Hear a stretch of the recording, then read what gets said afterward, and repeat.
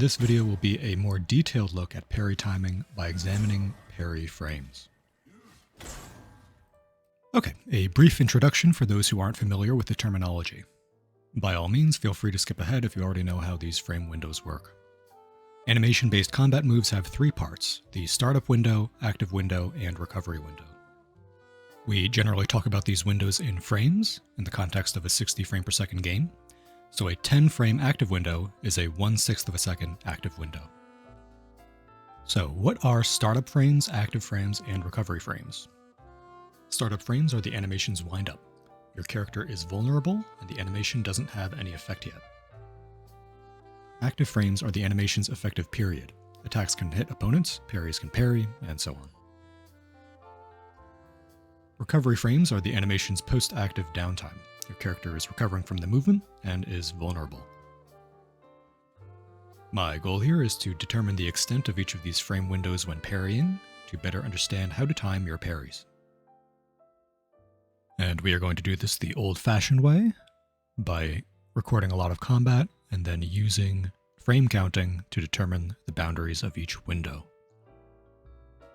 Bear in mind that the frame counts to follow may have an error margin of 1 frame, since the recorded footage is at a constant 60 frames per second while the game itself is running at a higher variable rate.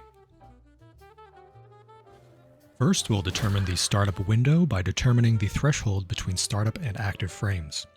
To do this, we need to find the largest number of parry frames we can go through before getting hit, without successfully parrying, and ideally match that against a successful parry 1 frame count higher. Here I was able to get hit 4 frames after initiating a parry, meaning the startup is at least 4 frames long. And here I was able to parry on the 5th frame, meaning the startup is in fact 4 frames long.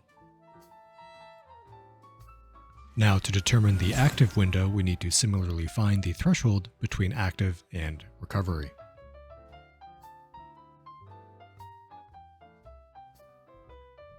Here I was able to parry on the 15th frame.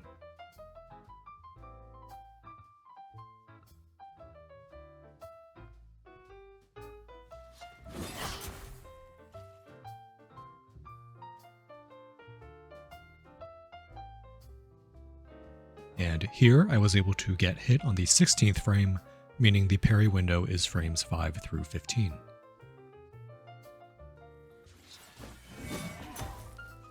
To determine the effective end of recovery, we simply count the number of frames between initiating a parry and being able to dodge out of it.